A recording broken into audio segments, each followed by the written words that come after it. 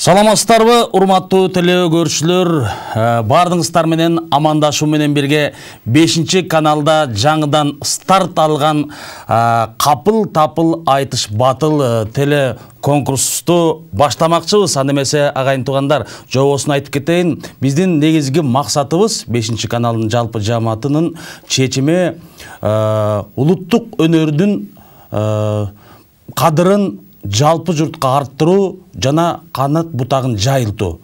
Азыркы коомчулуктагы өсүп келаткан жеткинчек жаштарга улуттук өнөрдү кененирээк азыктандырып, түп тамырынан ушул комуска болгон сүйүүсү, күйүүгө болгон сүйүүсү, акындыкка, манасчылыкка дээ койчу салттуу музыкага болгон ашыктык махабатын ойготуу максатында баштап отурабыз. Өткөндө айтылуу төкмакындар келип баштап берди эле, тушоо кезүүсү жакшынакай башталды. Ал эми бүгүндөн баштап элдин добушу менен такталганда, Кудай буйруса, кеч күздө кыштын алгачкы күндөрүндө 4 декабрда жыйынтыгын чыгармакчыбыз. Ошол күнү кайсыл комузчулар, кайсыл акындар, кайсыл салттуу музыкада жүргөн өкүлдөр кандай добуш алгандыгын ошол жерин тактап, анан сый урматтар болмокчу. Анда эмесе биз менен бирге болуңуздар, урматтуу телекөрүүчүлөр.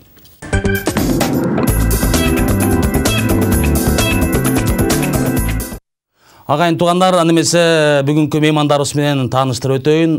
Кыргыздын көнө өнөрүн дүйнөгө жайылтууга салым кошуп келаткан залкарлардын оозунан, жүзүнөн, колунан так даана үйрөнүп, Кыргыздын түптүү тамырлуу өнөрүн дүйнөгө жайылтуучулардын бири болгон мыкты жигиттер кош болуп келип отурат. Бул эки жигит бири-бири менен таймашпайт, так айтып коеюн. Бул жигит экөө бир жуп, бир команда так айтканда. Кийинки жумаларда келе турган комузчулар алар дагы өзүнчө бир жуп болот дагы. Сиздердин добуш менен бул берүүдөгүлөр уттубу же тигил берүүдөгүлөр уттубу деген чечим күзүндө чыкмакчы. Анда эмесе айтылуу комузчу Закирбек Дүйшөнбек уулу келип отурат. Кош келипсиң. Ассаламу алейкум. Ва алейкум ассалам. Анда эмесе Закирбектин жанында досу айтылуу мыкты комузчу, келечекте залкар комузчу боло турган мыкты жигиттерибиздин бири Ренат Мамбеталиев келип отурат. Ассаламу алейкум.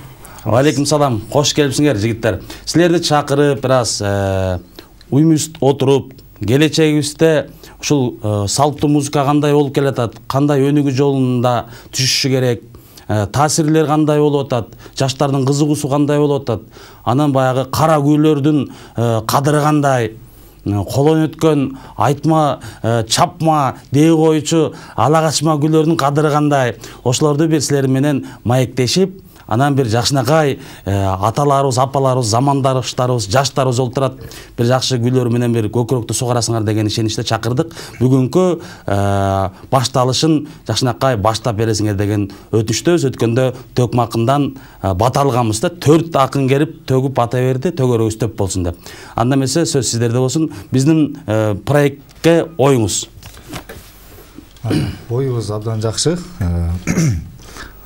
Кыргызстан Маданият каналында дагы ушундай телеконкурс жүрүп атат. Ал жерде биз байкоочу калыстар тобунда отурабыз. Буюрса ушул февраль айында ушул жылдын жыйынтыгы тандоо туру өтүп бүтөт дагы, андан кийинки тепкичке уланат. Ушул сыяктуу мынакей бул жерде дагы өнөрдү элге жайылтуу максатында, өнөрдү бийик көтөрүү максатында ушундай бир теле берүүлөрдүн көбөйүп жаткандыгы биринчиден кубандырат, жана ушуну уюштурган жааматка терең ыраазычылык билдиребиз. Анан ушундай теле конкурстардын, теле сынактардын урматына баягы өнөрпоздордун ышкыбозу көтөрүлүп, баягы орусча айтканда стимул деп коет, стимул болуп, өнөрчүлөр, өнөрпоздор дагы мындан дагы көбөйөт деген үмүт бар. Буюрса ишиңиздер ишке ашып, көздөгөн максат орундалсын, ийгилик бардык жааматка, ушул уюштуруучулардын бардыгына. Чоң рахмат, ыраазычылык билдиребиз. Анда эмесе урматтуу телекөрүүчүлөр, азыр биздин система ишке киришмекчи. кандай телефон номерлери бар экенин азыр экрандан көз чаптырып байкайсыздар. Добуш берүүнү унутпаңыздар. Бул эки жигитке өзүнчө добуш берилбейт, дагы бир ирет кулак кагыш. Эки жигитке бир добуш берилет, бар же жок деген. Анткени бар деген добуш көп болсо, кийинки тайпага келген комузчулардыкы алардыкы канча болот? Шыгылып, жөө-жөнү күздө санайбыз деген төл сөз бар эмеспи? 4-декабрда жыйынтыгы чыкмакчы дагы. Эми машина саябызды айта албайбыз, баягы дегендей. Бир көңүл жубаткан жакшынакай сыйлыктар коюлат деген үмүттөбүз. Кудай буйрса, эл бар, журт бар. Анда эмесе 5-канал менен бирге болуңуздар, дагы башталышын гана эмесе чогуу баштайсыздарбы же өзүнчө баштап бересиздер? Анакей. Эми бул жерге жүп болуп келип аткан соң чогуу баштап берели. Баракелде. Анан кийин бизди ушундай комузчу кылган, комузчулукка тарбиялаган эң алгачкы ата-энебиз биринчи ушу комузчу болсун деп тилек кылып, анан устаттарга тапшырат. Анан ушул деңгээлге жеткирген устаттар эң биринчиден. Анан устаттарга бардык устаттарым абдан көп, Ринаттын устаттары. Анан биринчиден устаттарга таазим кылып, ыраазычылык билдирип, анан экөөбүз бир устатта дагы тарбияланып калганбыз. Ал устатыбыз Кыргыздын кыран комузчу Залкар эле бул дүйнөдөн өтүп кеткен Залкар комузчу Айтылуу Руслан Жумабаев деген комузчу өткөн. Ошол агайыбыздын, устатыбыздын күүсү менен баштап берели. Күүсү Норуз деп аталат. Норуз деп баягы жаз майрам шаң менен баягы сүрөттөлгөн. Андан тышкары бул күнү негизинен Чынара жеңебизге арнап чыгарган экен, жалпы аял затын жазга салыштырып, ошентип анан Норуз деп атка токтолуп, Норуз деп атап койгон экен. Ошол күн менен баштап берели. Жакшы болот. Анда эмесе көкүрөккө көктөм келсин.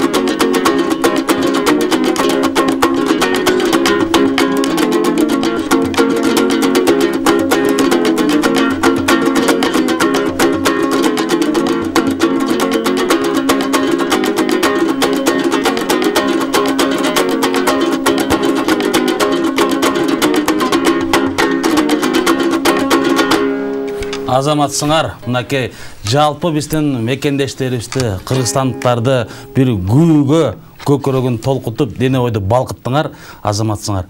Дайыма кадырыңар артып, ошол Руслан Жумабаев агабыз не деген керемет инсан эле.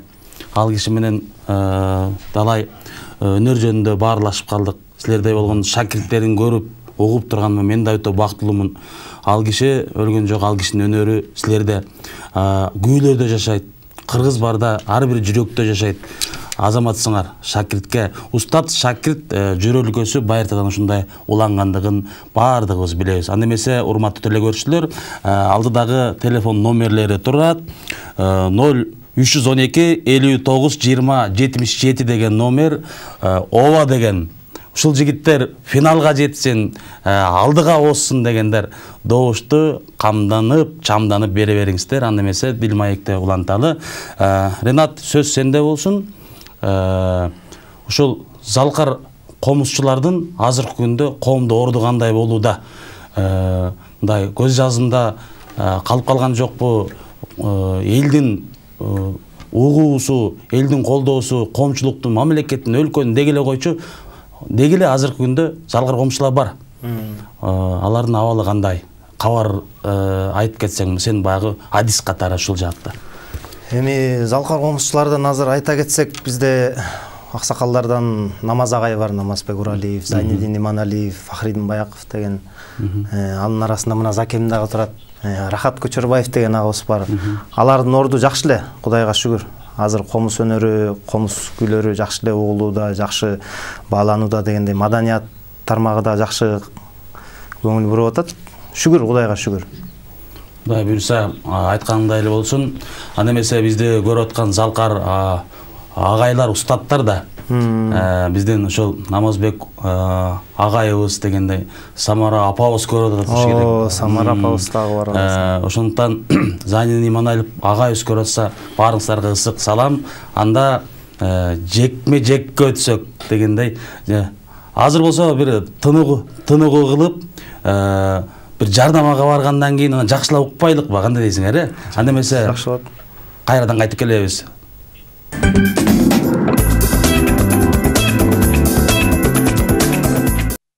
Бешинчи каналда капыл-тапыл таймаш батыл телеконкурсу старт алды, агайын туугандар. Азыр эми биз Ренаттан кезек күтөлү.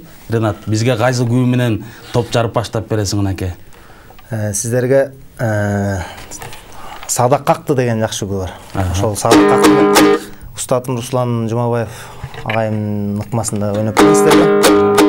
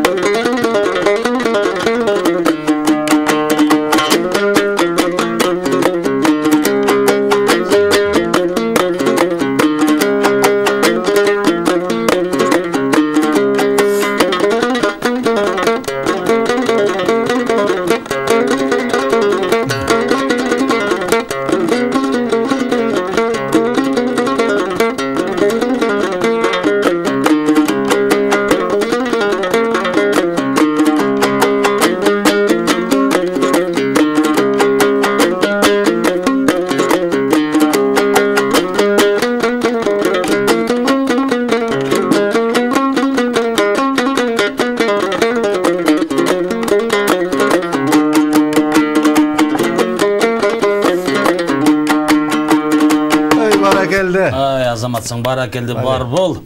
Керемет, керемет. Азыр эми Ринатка Закирбек кандай күбө менен жооп кылып бүгүнкү көкүрөктү ысытмакчы. Ушул толгоодо эле ойноп берейин. Ринат азыркы черткен күбөнү менимче эч ким мындай аткара албай атат. Мен дагы аткара албайм. Ринатты тамашалабай эле чындыгын айтам, мунун бармагынан бал тамып, маңжасына маяк камбала деп тергендерин көрдүңүз го. Бармагынан бал тамып турат экен. Азамат, эми мен Токтогул атабыздын 9 кайрык деген күсүн ойноп берейин. Бул дагы терген, шилтеме, айдама, чоң залкар күлөрдөн бөлгү. Токтогул атабыздын ошо сүргүндөн келгенден кийин өзүнүн жашоосунда өткөн бардык бурулуштарды, болгон окуяларды ушул күбөгө камтып, батырып, ырын дагы айтып, күүсүн дагы чертип ойнотушкен. Эми Токтогул атабыздын жашоосунда эмнелер болгон? Сүргүнгө бир эмес 2 жолу барып келди. Келгенден Топчубай баласынан айрылды. Алымканы сүйгөнү, жеңи жоктор Нияз акелер менен жүргөнү, жана ушул сыяктуу бир күлкүсүн дагы, күйүтүн дагы ушул күбөгө батырып ойногон экен. Анда эмесе Токтогул атабыздын 9 кайрык күсүн кайыр берейин, кабыл алыңыздар.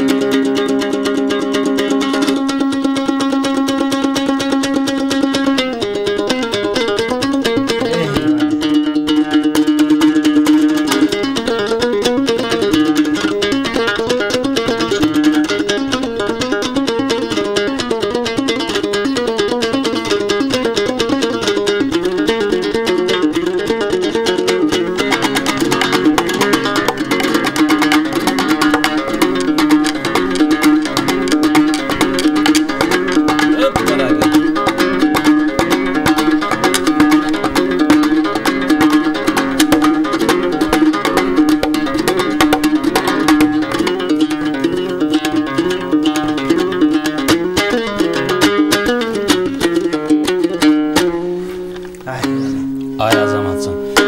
Миң жаша Закирбек, миң жаша бар бол. Керемет. Эми урматтуу телекөрүүчүлөр, биз күүгө көп басым жазайлы. Анткени илгерги сөз жетпегенде, кеп жетпегенде күү менен эле жеткирип койчу экен ата бабаларыбыз. Ошондуктан күүгө басым жазайлы. Кезекти кандай кылабыз кына? Жеке. Жеке, Жекеден.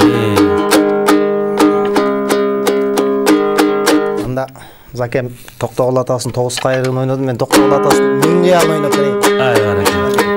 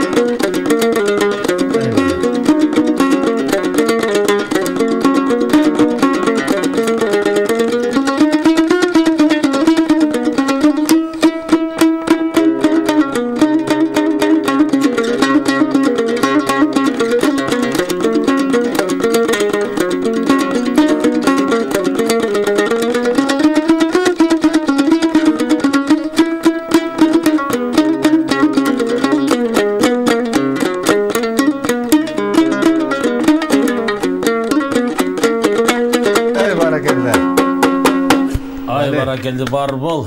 Таке Токтогул атабыздын керемет күүсүн кайрып бердиңер. Кыргызымдын бактысы 9 кайрылып келип орносун. Кыргызымдын кыялы миң болсун, бактыбыз миң болсун деген төлгө кылалы ушул жакшынакай күүлөр жаңырды. Азыр эми урматтуу телекөрүүчүлөр, жан дүйнөгө жандуу күүлөрдүн майрамы уланмакчы. Бир аз жарнамадан кийин улантабыз. Биз менен бирге болуңуздар.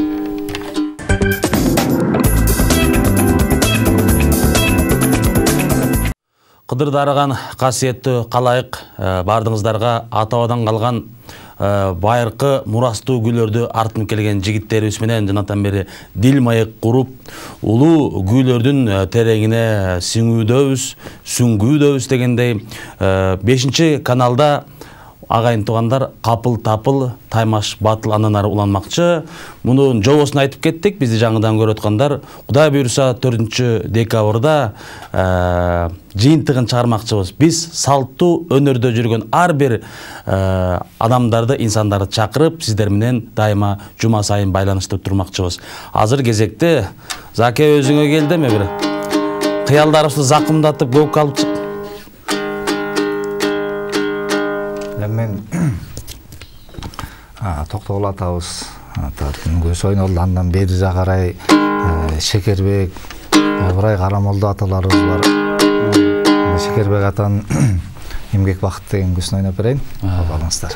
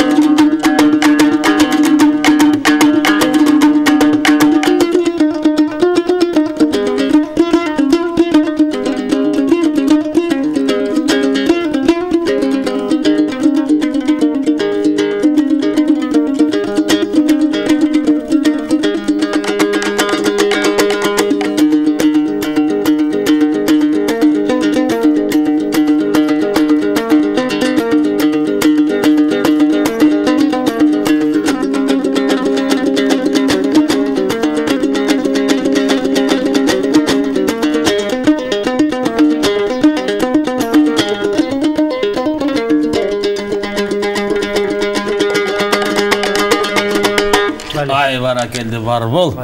Колуң менен тең кара демекчимин. Залкар Шекербек атабыздын мынакей эмгек шаңыдан күйүүсү баарыңыздар эмгекке үндөсүн. Агайын туугандар, элибиз эмгекчил бололу, мамлекет үчүн, журт үчүн иштейли.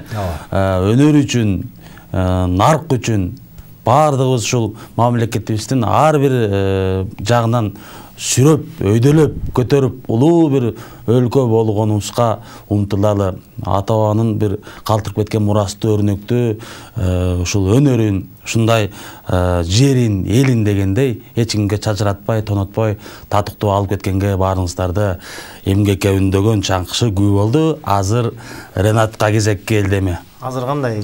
Чогуу ойнойлук. Чогуу ойнойсуңарбы? Кел анда. Кийинки жумаларда келчү комушчуларга дагы бул жем таштоодо алар дагы даярдык менен келсин буйрса. Добуш бергенди унутпаңыздар, урматтуу тиле көрүүчүлөр.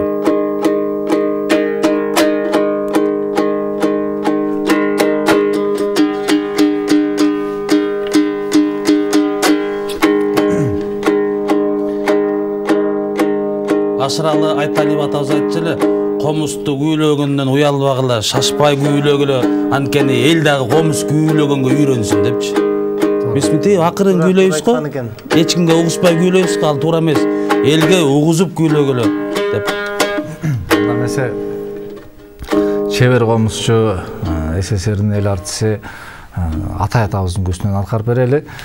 Бул күү негизинен көп эле комузчулар башынан өткөргөн күү. Айрыкча ушу жаштайында, жаш кезинде, жаңы комузду кармап аткан кездеринде үйрөнүп, анан кийин чертпей бул күүнүн кадыры бир аз түшкөнсүп кетет да. Анан менин оюмча бул ар бир күүнүн деңгээли болбойт. Бул күү жаш күү, бул күү чоң күү, бул залкар деп. Бул ар бир залкарларыбыз муну залкар ою менен, өзүнүн эргүүсү менен чыгарган күүлөр, ар бир күү залкар. Муну эми кандай аткарат, ал бир комузчунун өзүнүн бир кандайдыр бир эргүүсүнө көз каранды болсо керек. Анан биз ушул күүлөрдү кичине элге дагы көбүрөөк ойнолуп, эл алдында сахнада ойнолгон күүлөрдөн болсо экен деген тилекте ушул күүнү даярдап келдик. Анда эмесе аткарып берели Атай атабыздын кыз кербес күүсү. Атай Огонбаев, кыз кербес.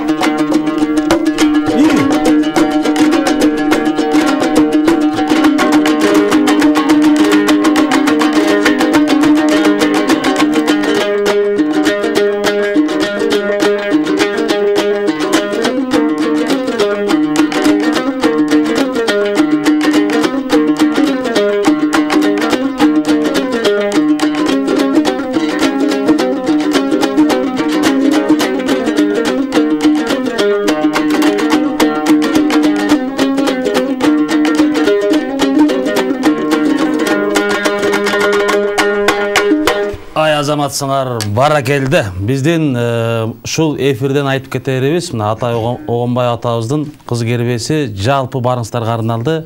Биздин кыздарыбыз бактылуу болсун. таалайлуу болсун сиздерге арналды. Анда эмесе бир жарнамалык тынуудан кийин кайрадан улантабыз.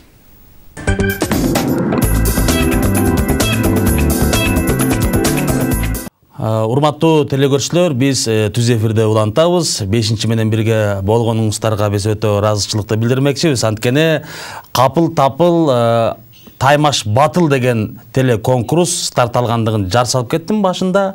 Кудай буйруса күзүндө жыйынтыгын чыгарып туруп 4 декабрда элибизге бир отчеттук кылып жыйынтыгын чыгарабыз. Ошол жерде акындар, төкмө акындар болот, айтылуу силерде болгон комузчулардын жыйынтыгы, дастанчылардын жана ошондой салттуу музыкада жүргөн ар түрдүү аспаптарыбыз бар. Кыргыздын аспабы Кудайга шүгүр. Башка элдер көрсө таң калат бошек, кичинекей эле экенсиңер, ушунча аспабыңар барбы деп. Дагы ойлоп таап атат азыр ушул маалда кээ кишилер үйүнөнчү изденип дегендей. Ошондуктан биз тарыхыбызды каза берсек, бай мурастуу аспаптар дагы табыла бермекчи. Кыскасы салттуу өнөрүбүздөгү баардык инсандарга биз атайын мындай чакырык таштадык да. Баарыңыздар мындай демилгелүү катышып бериңиздер. Элибиздин бир духун, жан дүйнөсүн, рухун көтөрөлү. Ушул өнөрүбүз сырттан келген башка өнөрлөрдүн деңгээли өтө бийиктеп кетпедиби? Биздин ата бабадан калган мурастуу өнөрүбүз бир кырда турсун, бийикте турсун, деңгээли бийик болсун деген. Анткени ар кимибиз өзүчө эле өзүбүз менен өзүбүз салышып жүрө берсек, көп нерседен кургулат экенбиз да. Анан кээ бир башка мамлекеттен келген өнөрлөр биздин улуттук өнөрдү төө басты кылып салышы мүмкүн да. Ошондуктан биз ушуга атайын белсенип чыктык, агайын туугандар. Биз менен дайыма бирге болуп туруңуздар. Анда кезек кайрадан биздин кыраандарда канаке. Азыр Ринат мырза бирге кайрып берсин. Мен суранат элем Ниязалы атабыздын Кара өзгөйүн Руслан Жумабаев устатыбыздын ыкмасы менен чертип берсин. Анан мен бирге кайрып берсем, анан соңунда чогуу дагы бир күй аткарып беребиз. Ошо менен соңуна деле жетип калат болушу керек. Закем айтып койду окшойт, мен баштай берейин.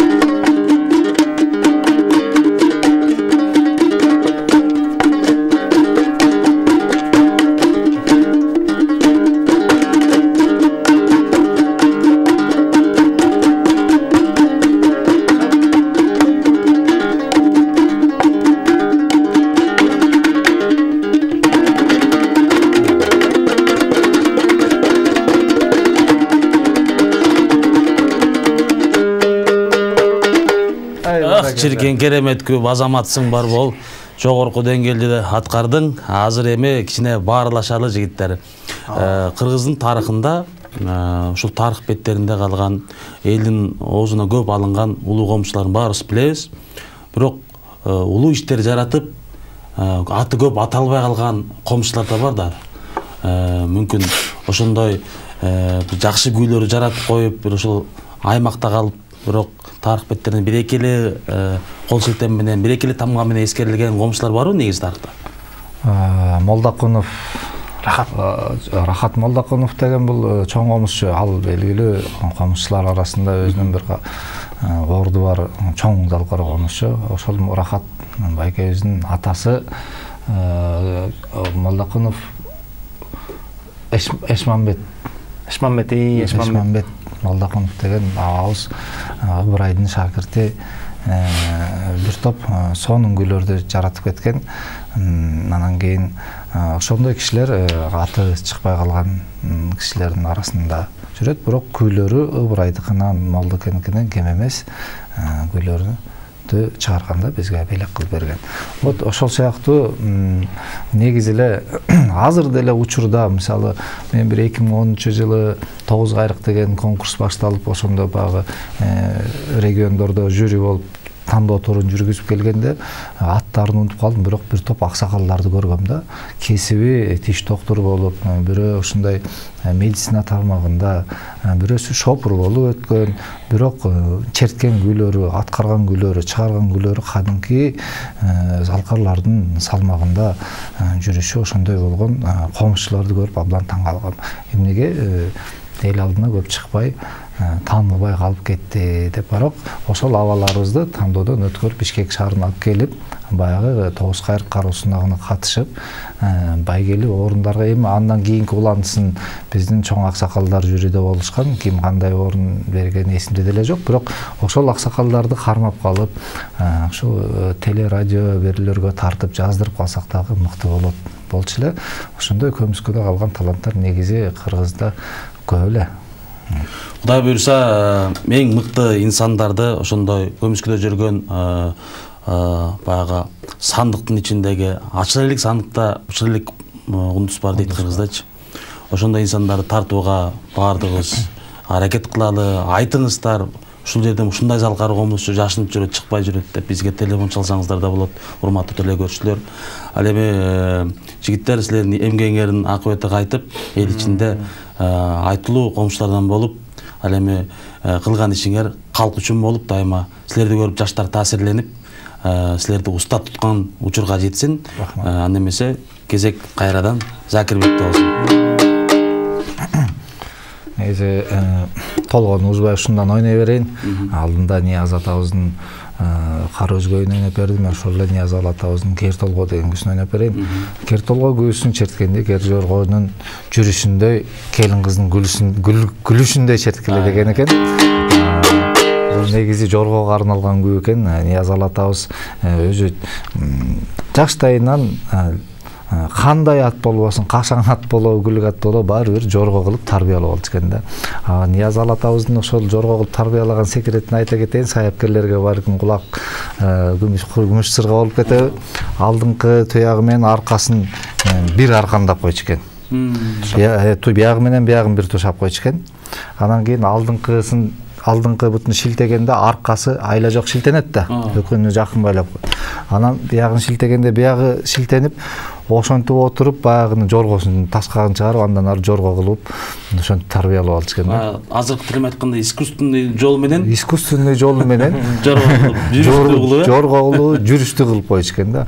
Анан кийин ошол Нияз атабыз өмүр бою жорго минип өткөн экен. Бул жеңи жок, Токтобол атабыздын ар дайым жорго үстүндө жүргөнүн чагылдырып ойногон күүсү экен. Кер толго күүсүн кайрып берейин.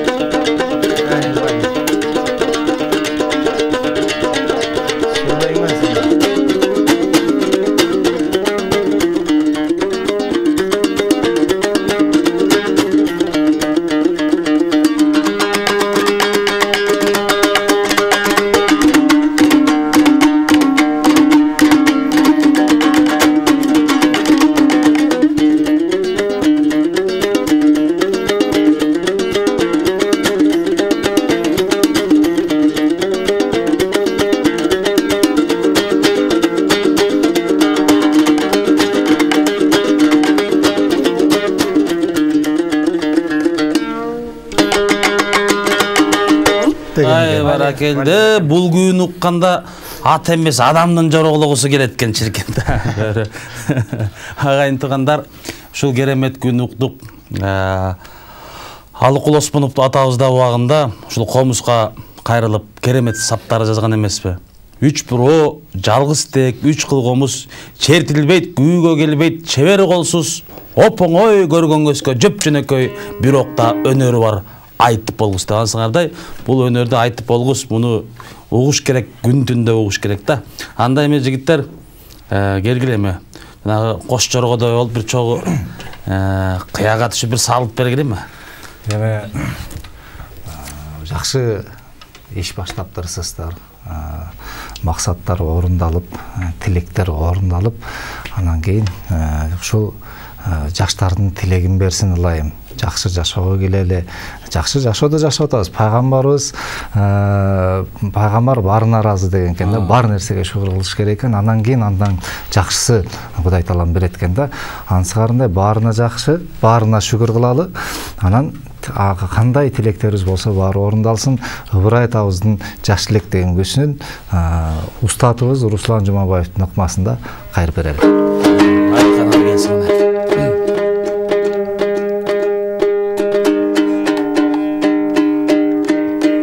Урматтуу телекөрүүчүлөр, Закирбек Дүйшөнбек уулу Ренат Мамбеталиевдин аткаруусунда төмөнкү күн сиздерге арналмакчы. Тилегиңиздерди берсин, жаштар. Анда эмесе добуш бергенди унутпаңыздар.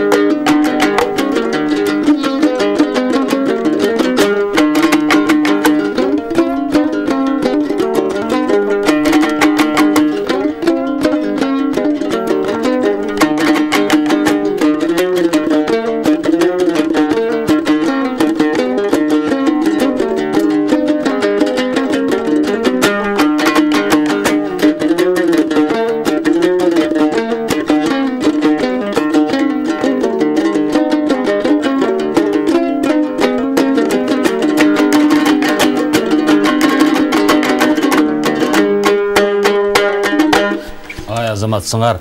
Тилегиңерди берсин деп айталам. Агайын тугандар, мынакей ушул күн угуп отуруп, бир сүңгүп баардыгыбыз тең ичибиздеги ар бир адамдын максат тилеги бар да. Жараткан Алла баарыбызга жакшылык берсин. Ушундай өнөрүңөрдү бапестеп, баптап, кийинки жаш муундарга сактап, чыпчыргасын коротпой өткөрүп берип, устат шакирт деген жолду татыктуу улантуучулардан болгула. Руслан Жумабаев агабыздын арбагы ыраазы болсун силерге. Силердей шакирттери бар. Ал кишинин руху дугу бийик дайыма. Азыр эми силер менен 1 сааттан бери отуруп, убактыбыз дагы чегинде жетип калды. Бүгүнкү эфирге келип, жакшынакай маек куруп, анан дилди бир жаркытып, күч алып бергениңерге өтө ыраазычылык билдиребиз. Эл журтка болгон тилегиңер канакей жигиттер. Биз дагы ушу күбүздү угуп, экрандын ар жак бетинде отурган көрүүчүлөргө терең ыраазычылык. Анан кийин элибизде ар дайым молчулук, токчулук, кутчулук, тынччылык болсун, өнүгүү болсун, жаштарыбыз ыймандуу болсун. Ыйман болсо бардык жакшылыктар анын аркасында турат. Бар болуңуздар, комузду угуңуздар, сүйүңүздөр, улуттук өнөргө болгон сүйүңүздөр күчөсүн, патриот бололу, кыргыз өлкөбүздү алаканга салып кызмат кылалы. Рахмат. Биздин деле каалабыз жалпы кыргыз элине тынчтык, ар дайым Кудай таалам кыргыз элибизге тынчтык ыроолосун, токчулук, молчулук берсин. Ушул сиздин долбооруңуздар ар дайым теледен жаңырып турсун. Сиздерге рахмат чакырганыңыздарга. Ошо кыргыз элинин комузу, комуз музыкасы дегеле бардык аспаптары дайыма кыргыз элинде сүңгүп кирип, ар бир кыргыз жараны, кыргыз комузунун күүсүн угуп дегендей маданиятыбыз өсүп өнө берсин. Жалаң гана жакшылыктар тилемекчимин. Рахмат сиздерге чакырганыңыздарга. Чоң рахмат. Урматтуу телекөрүүчүлөр, бүгүн капыл тапыл таймаш батыл телеконкурска келген айтылуу комузчулар, казак-кыргызга таанылган, кадыры элге артылган, СНГга барганда комуздун үнү жаңырган дегендей мыкты жигиттерибиз мына Закирбек Дүйшөнбек уулуна баарыңыздар кол жаап атасыздар, дүркүрөтүп, биздин Ренат Мамметалиевка алакандарды дуулатып чаап, добуштарды берип атасыздар. Жанаттан бери баарыңыздарга терең ыраазычылык билдиребиз. Ушул жигиттер бар, комуз өлбөйт. Көч менен уламдан улам өйдөн өгөздөй өрдөйт. Муундан муунга жетмекчи, ата бабанын дил мурасы күү менен жаңырып туюнтула бермекчи. Урматтуу телекөрүүчүлөр, мен бир гана айтарым, ушундай залкар жигиттер, жашта болсо залкар атка конуп калган жигиттер, өнөр адамдары бар, манасчылар бар, башка акындар, улуттук өнөрдү артын чүңгөн жигиттерди кандайдыр бир мамлекеттик иш-чара болгондо эле, же болбосо бир чоң улуттук салтанат кече болгондо эле эстеп коюп, сахнага чыгарып, ушулар менен сыймыктанып коюп, калган күндөрү унутуп калбасак деген гана тилекте. Башка күндөрдө колдоп, коштоп, ушул жигиттердин ден соолугун сурап, буларга антип атат болуп экен деп, буларга шарт түз бергенге бардыгыбыз дилгир болсок деген максатты гана айтмакчымын. Анда эмесе кийинки жумада Кудай буйрса амандашканча сак саламатта туруңуздар. Кызыктын баары алдыда.